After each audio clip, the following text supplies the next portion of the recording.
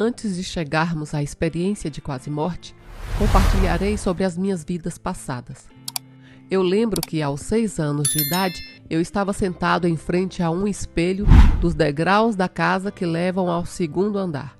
Eu estava olhando para o espelho e pensando sobre o meu futuro.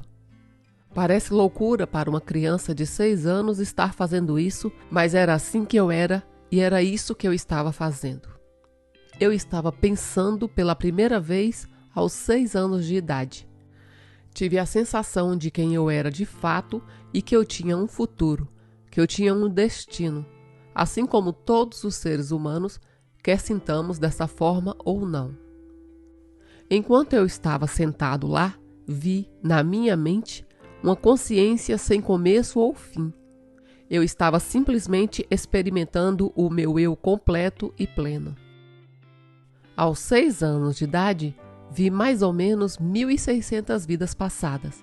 Eu não contei todas elas, mas parecia ser cerca de 1.600 vidas. E eu pedi para ver todas as vidas ao mesmo tempo. Eu podia experimentar todas as vidas como se estivessem vivas, porque eu estava em uma consciência atemporal. Não eram como mortes, eram todas vidas completas e vivas, porque eu estava em uma consciência atemporal. Nessa consciência atemporal, na qual entrarei a minha experiência de quase morte, não há tempo nem espaço.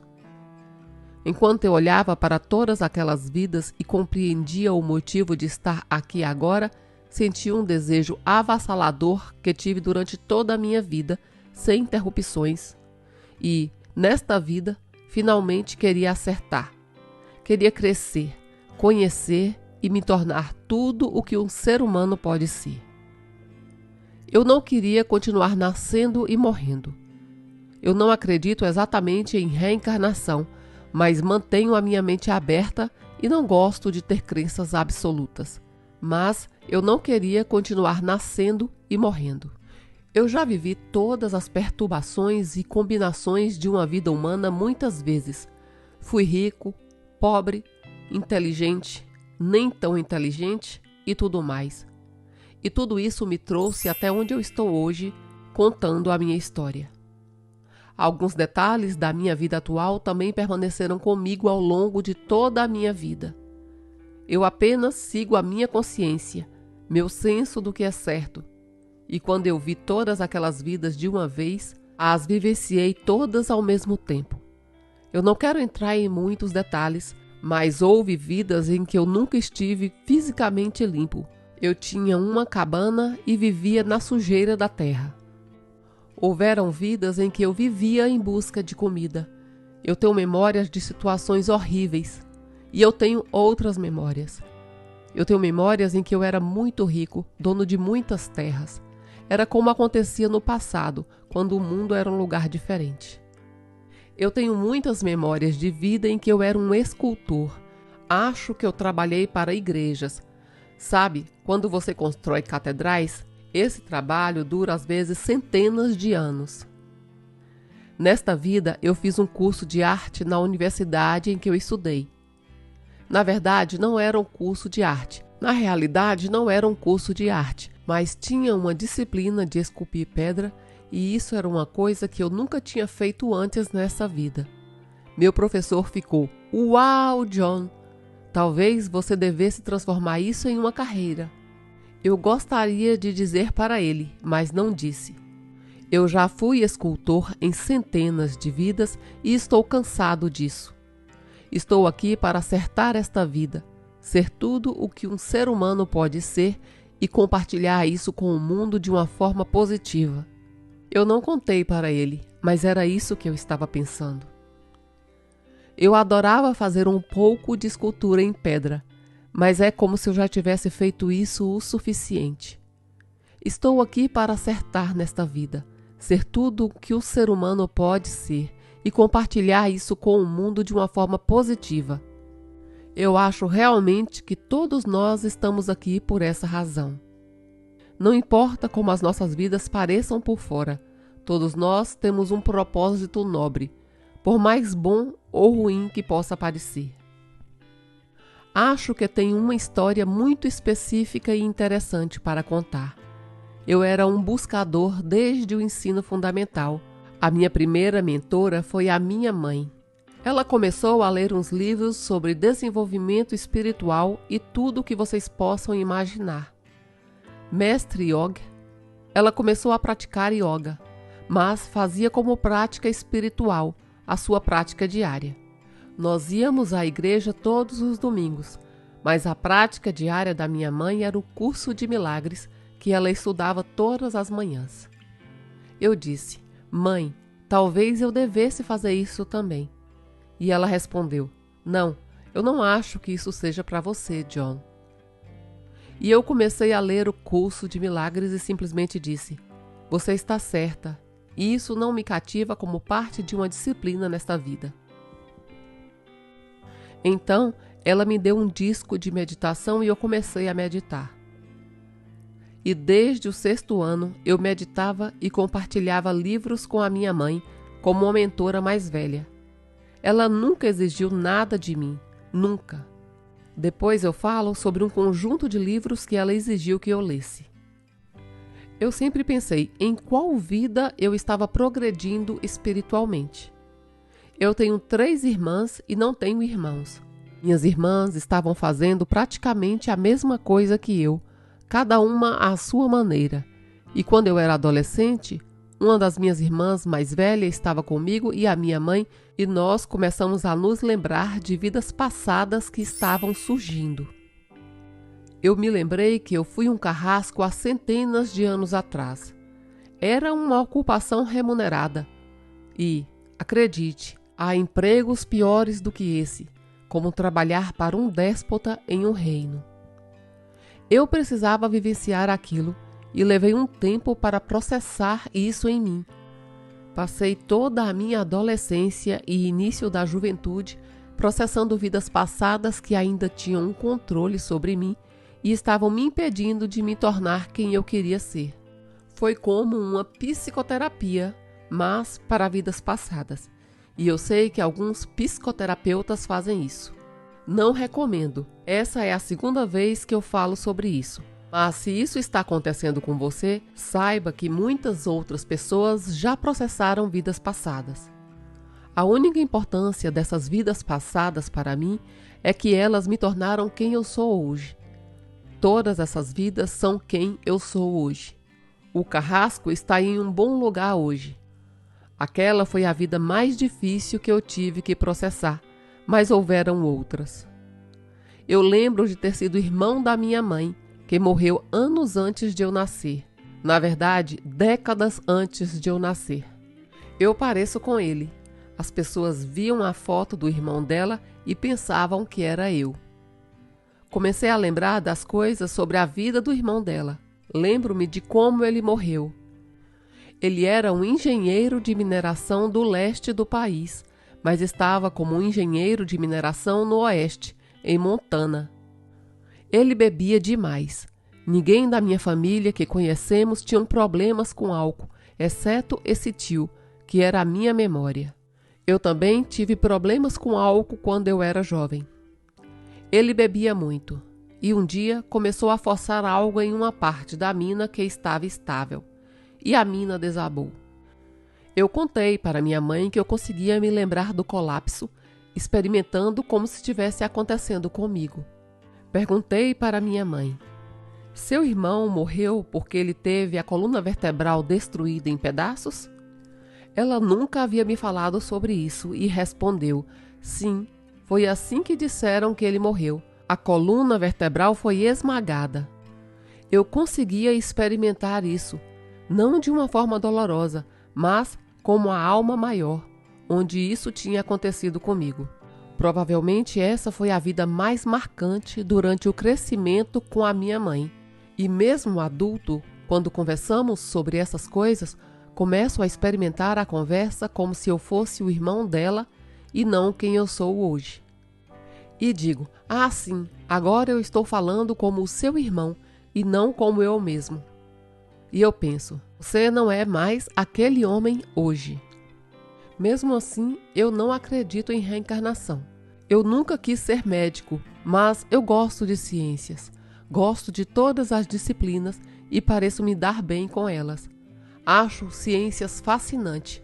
Então, eu fiz 1 ano de física, 2 anos de química, biologia, um pouco de matemática em nível universitário. Sabe, até hoje os físicos realmente não sabem o que é o universo.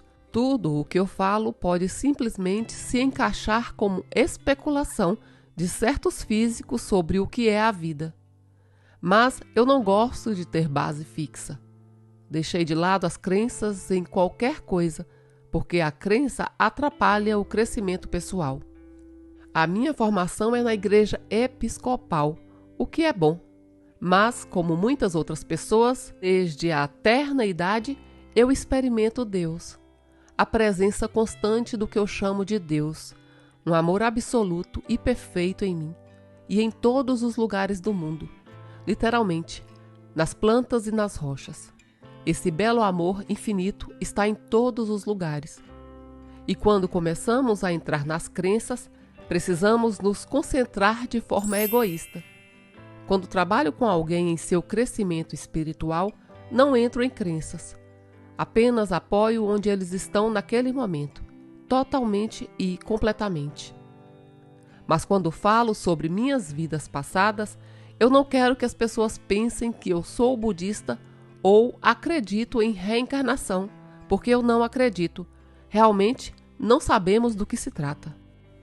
Quando eu estou no que eu chamo de consciência divina, nada disso importa porque são expressões muito egoísticas do eu. Talvez muitos universos existam. Eu sei que tem uma teoria presente que diz que tudo o que pode acontecer, acontecerá ou já aconteceu, e todos os universos possíveis podem existir. É chamada de teoria de muitos mundos e é baseada em experimentos de física, mas ainda é conjectura. Gosto de manter as coisas mais abertas possível, porque eu estou lidando com outras pessoas e eu não quero atrapalhar o seu progresso. Se alguém tem uma crença que é importante para si, eu não posso atrapalhar essa crença, seja qual for, é importante para o seu crescimento espiritual. Palavras são essenciais, mas elas têm o seu lugar. Eu era um buscador, sabe? Mesmo aos 6 anos de idade, eu já era um buscador. Eu queria saber a verdade sobre a vida e isso progrediu comigo. Antes de ter uma experiência ruim com entorpecentes, eu estava lendo livros e conversando sobre eles com a minha mãe, meditando, sabe?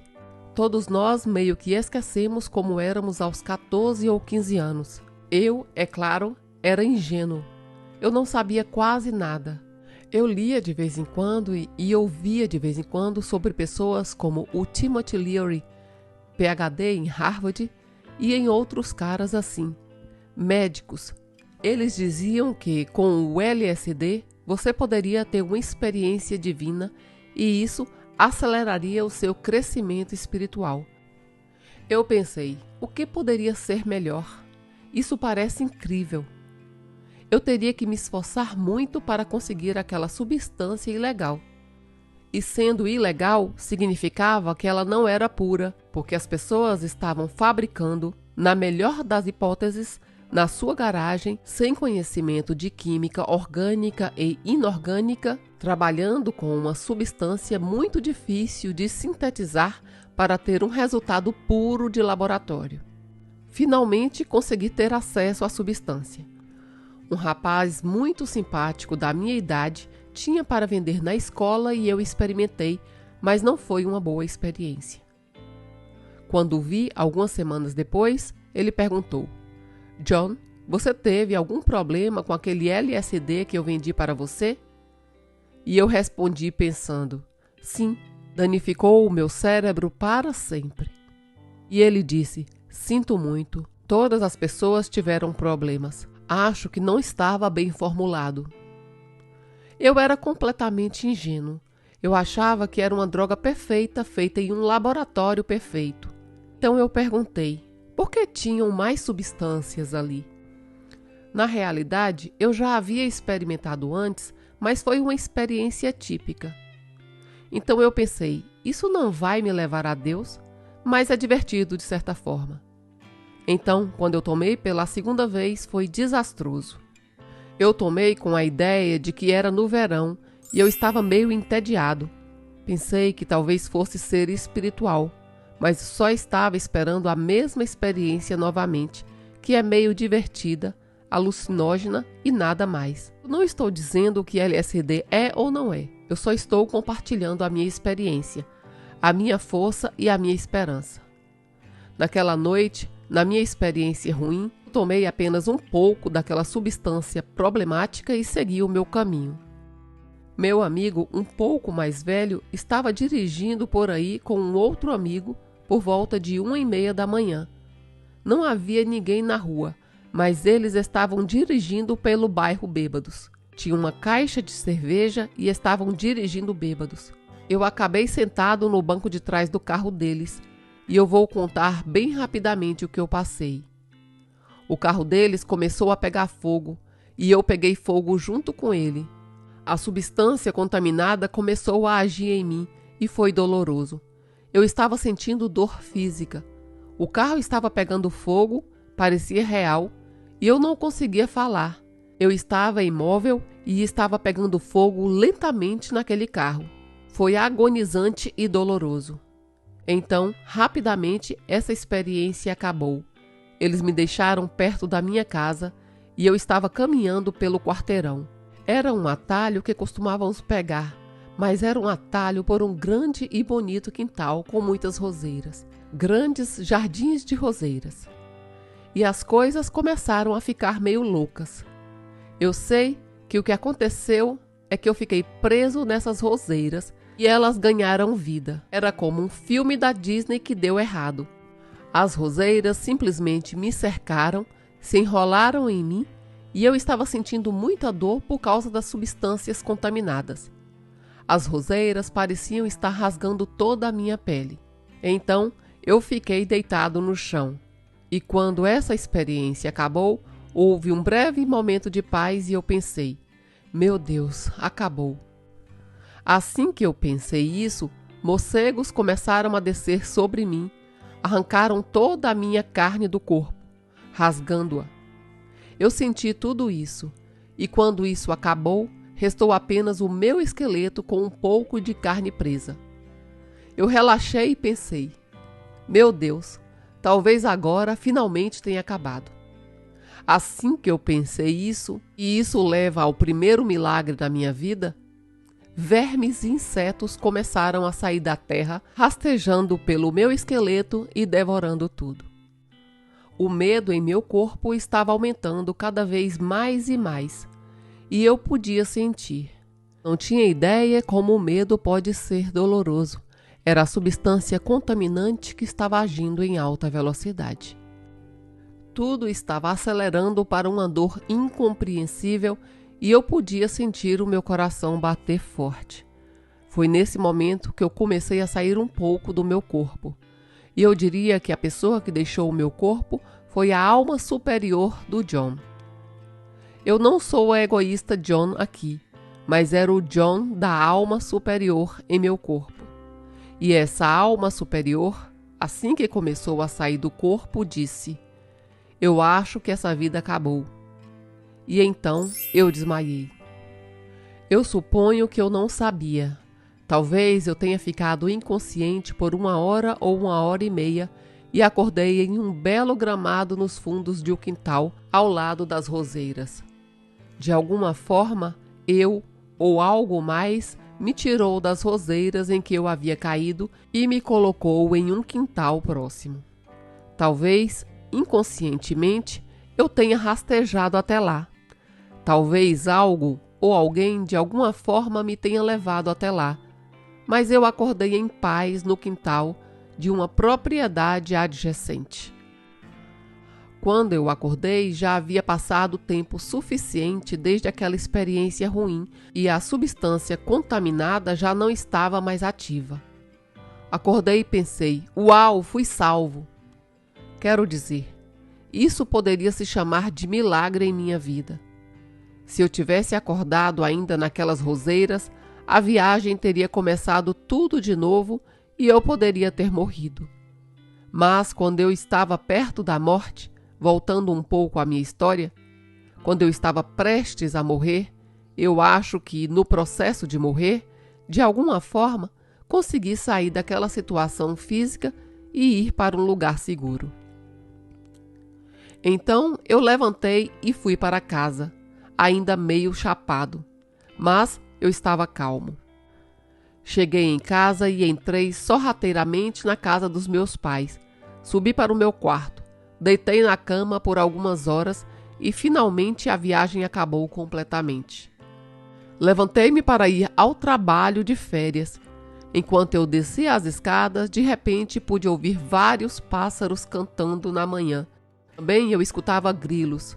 Eu senti um ufa percorrer o meu sistema nervoso até o meu cérebro inferior. Eu senti que o meu sistema nervoso havia sido terrivelmente danificado. Eu pensei, meu Deus, eu estou arruinado para o resto da minha vida. Isso era uma verdade absoluta, essa experiência ruim. Mas, é claro, isso levou a algo muito bom. Aquela experiência foi bastante difícil e, de fato, danificou o meu sistema nervoso e o meu cérebro.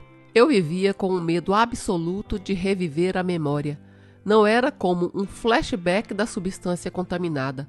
Eu não estava tendo outra viagem, mas a memória em si era aterrorizante.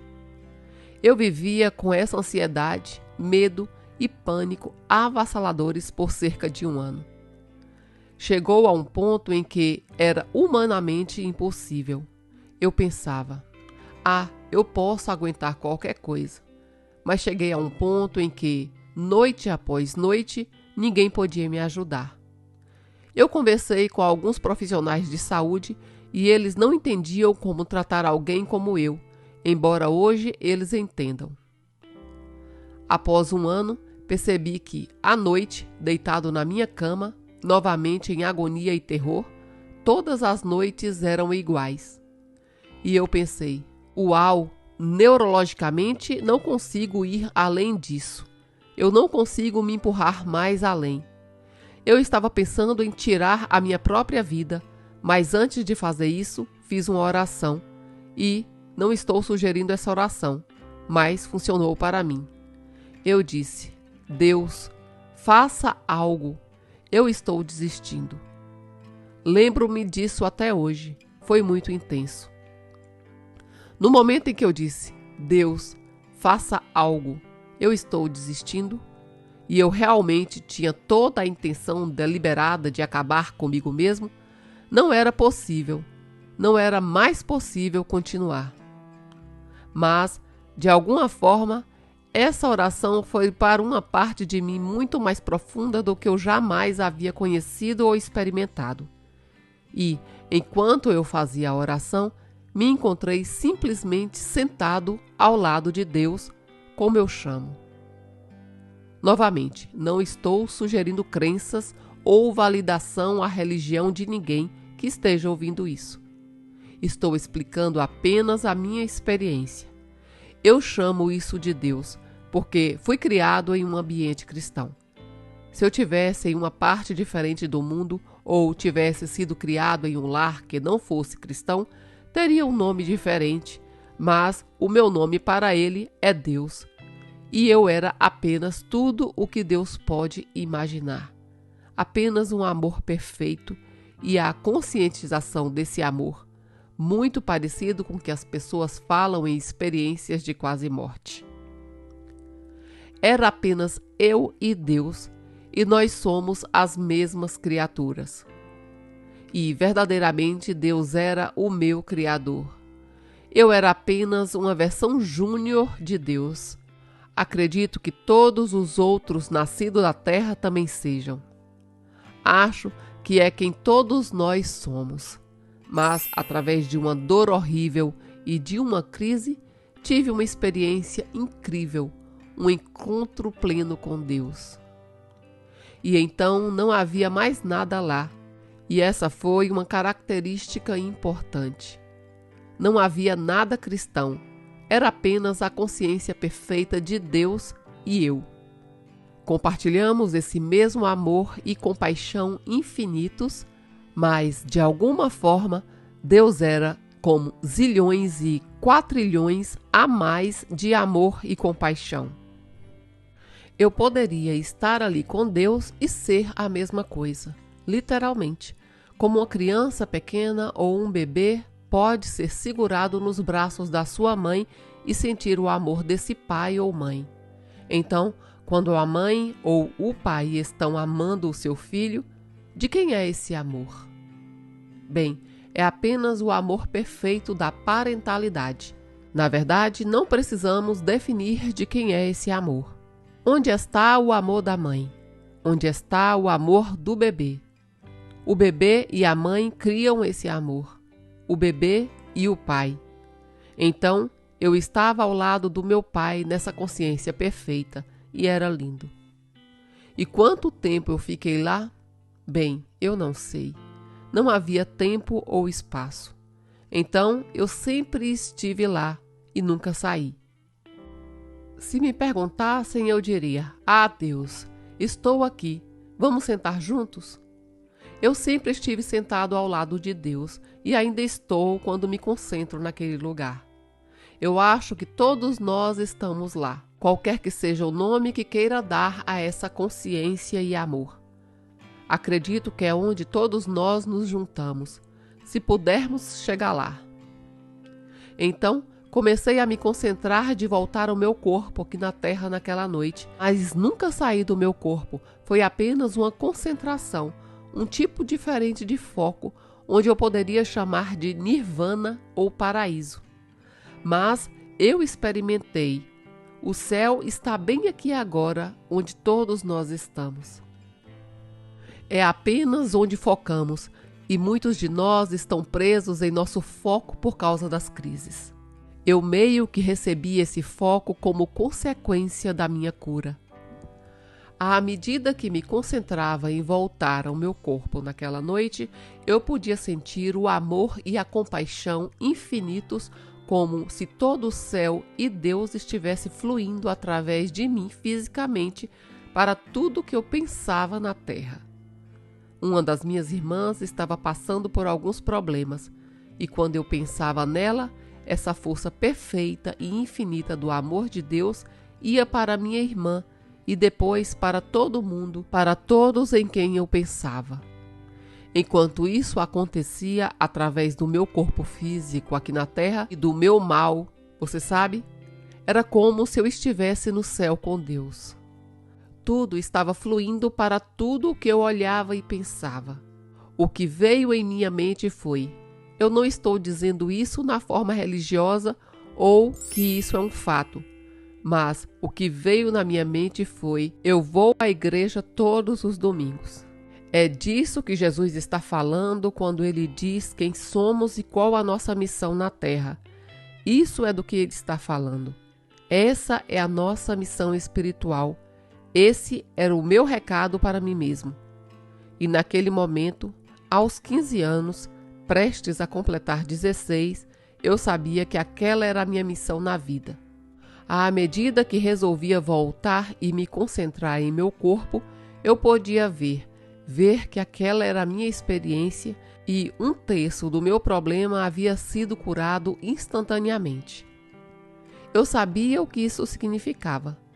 A cura de 1/3 dos meus problemas era suficiente para eu continuar vivendo, mas era parte da minha missão nesta vida que nos próximos 30 ou 40 anos, eu sabia que seriam décadas, mas eu sabia que a minha missão era recuperar a minha saúde, reconstruir o meu corpo pedaço por pedaço, polegada por polegada, e depois compartilhar o que eu aprendi para que outras pessoas pudessem se curar, se beneficiar, crescer e amar esta vida tanto quanto eu. Eu fui profundamente danificado por essa experiência. Então, o que eu tive foi um transtorno de estresse pós-traumático clássico. E para mim, se manifesta como uma ansiedade e depressão esmagadoras. Esse problema realmente não se manifestou até eu completar 30 anos. De alguma forma, as consequências dessa grande dificuldade e lesão surgiram até os meus 30 anos como uma ansiedade mais extrema. Todas as noites, depois daquele momento espiritual maravilhoso, cerca de 1 ano após a experiência com a substância contaminada, eu meditava todos os dias, por volta das 4 e 5 horas da tarde, talvez por 20 ou 30 minutos, para voltar àquele lugar perfeito com Deus e fazer aquela energia divina percorrer o meu cérebro, meu sistema nervoso e o meu corpo. Eu simplesmente sabia intuitivamente que a minha missão agora era curar os outros 2/3. A meditação se tornou parte da minha vida, mas o presente que eu recebi também foi a lesão e a aflição. Se eu quisesse viver o pleno potencial de um ser humano, e todos nós queremos isso e é para isso que estamos aqui, eu precisava obter alegria plena, a plena consciência. O pleno prazer de um ser humano é ter algo a compartilhar com este mundo. Bem, isso requer muito trabalho. Por volta dos meus 30 anos, eu fiquei sobrecarregado com essa experiência, muito mais do que eu podia lidar. Me vi sem dormir por 2 anos por causa da minha vida profissional. Sabe, que tipo de idiota não procura ajuda profissional? Eu tinha uma ótima carreira, eu era um conselheiro e também lecionava em uma faculdade. E o meu melhor trabalho foi como um executivo em uma organização sem fins lucrativos. Mas eu não estava curado o suficiente para fazer esses trabalhos 100% e acabei entrando em estresse e trauma e não conseguia mais dormir, o que acabou prejudicando ainda mais o meu cérebro e o meu sistema nervoso. Então, eu procurei um psiquiatra e ele disse: John, como você passou 2 anos dessa maneira? A maioria das pessoas já teriam desistido da vida em alguns meses. Eu respondi: bem, é por isso que eu estou aqui. Depois de 2 anos não consigo mais viver. Essa foi uma crise secundária, mas a crise secundária me levou a um trabalho pessoal e psicológico muito profundo. Me levou a uma cura profunda que eu precisava, mas não sabia como obter. E foi na idade dos meus 30 anos que tive a oportunidade de me tornar mais plenamente eu mesmo. Mas significava olhar para dentro e curar completamente o que havia dado errado comigo. Felizmente, não há nada que alguém tenha passado que eu também não passei. E esse é o trabalho da minha vida, ajudar as pessoas a passar por experiências difíceis e se envolver em seu próprio crescimento espiritual. Tudo de pior aconteceu comigo e esse é o meu grande presente para o crescimento. Eu cresci trabalhando através das minhas experiências difíceis e dolorosas. Pode levar décadas para superar algo completamente, mas foi nos meus 30 anos que eu realmente consegui. Naquela primeira experiência, aos 15 anos, onde eu estava naquela consciência divina perfeita ao lado de Deus, Deus era um indivíduo, acredite ou não, separado da minha individualidade, mas compartilhávamos a criação igualmente. Era apenas a minha experiência de que a consciência dele se estendia muito além da minha, assim como uma criança pequena e um adulto. Mas, à medida que eu obtive aquela cura 1 ano depois da minha experiência de quase morte, quando eu estava entrando naquela consciência, eu pensei: ok, essa é a minha missão de vida. Eu tinha apenas 15 anos e eu sabia que a minha missão era me curar completamente. Isso vai além de décadas, mas a minha missão também é compartilhar o que eu aprendi nessa cura e também compartilhar o que nós realmente somos. Nós somos imortais na Terra, vivendo no paraíso. O problema é que nós meio que bagunçamos as coisas, com comportamentos egoístas, e mudamos a maneira como os nossos corpos se expressam e a maneira como a natureza se expressa. Essa ideia não é nova de jeito nenhum. Eu não quero entrar em religião, mas digamos que é isso que está sendo ensinado no Novo Testamento. Através dessas experiências calamitosas e horríveis, tive a breve capacidade de experimentar meu eu perfeito na Terra como um ser físico. Eu pensei, ok, meu trabalho de vida é progredir cada vez mais nisso, o máximo que eu puder, e ensinar os outros a fazer isso também. E fazer isso significa entrar na maravilhosa beleza e poder do verdadeiro eu na Terra e desistir da ideia da morte. Desistir do pensamento subconsciente de que, bem, é o ciclo da vida e a morte é o fim natural até mesmo de uma boa vida. Eu diria apenas que o que eu aprendi com a minha experiência de quase morte e com cada meditação desde então é que, na realidade, a morte se foi e você não precisa morrer, mas precisa encontrar uma maneira de ter uma consciência eterna em um corpo físico. A experiência de quase morte me ensinou esse segredo para a vida, e eu chamo isso de segredo para a imortalidade, e é isso que eu ensino. O segredo para a imortalidade é realmente sobre isso. Da maneira como eu ensino, realmente temos que examinar os nossos planos de morrer conscientemente ou inconscientemente. Enquanto estivermos pensando que a morte é o fim natural da vida ou um fim inevitável para a vida, não podemos agir com a nossa verdadeira capacidade criativa para viver uma vida pura e perfeita, onde não existe a morte e nenhum dano e nenhuma dificuldade. Para esse fim, tenho cerca de 9 livros inéditos.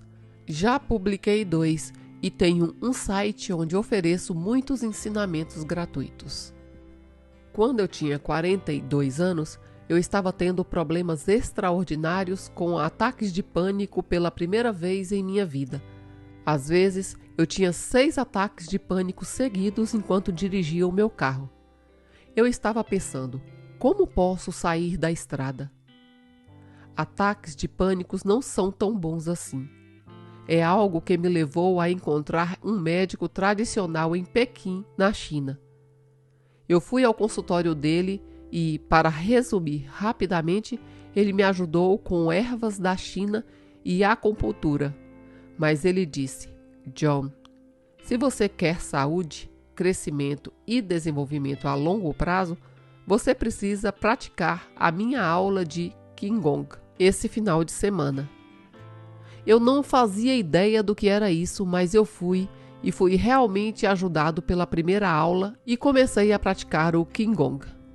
Hoje eu sou um mestre de Qigong e ensino isso em meu site.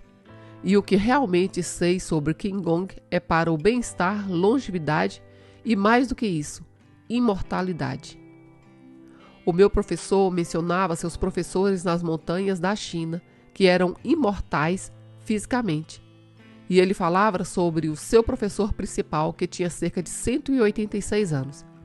As pessoas achavam que ele estava dizendo 86, mas ele não estava. Antes de conhecer este homem, eu pensava, como diabos posso alcançar a imortalidade física? Porque eu estou muito longe desse ponto. Quando eu conheci esse homem, ele incorporava a imortalidade física e me deu aulas e lições sobre como chegar a este ponto. E quem sabe até onde podemos levar. Mas no desenvolvimento pessoal, eu sugeriria que, para começar de verdade, você precisa analisar a sua atitude e a sua crença na morte. Não podemos acessar plenamente nossas habilidades criativas se não analisarmos como estamos praticando o processo de morte, consciente ou inconscientemente.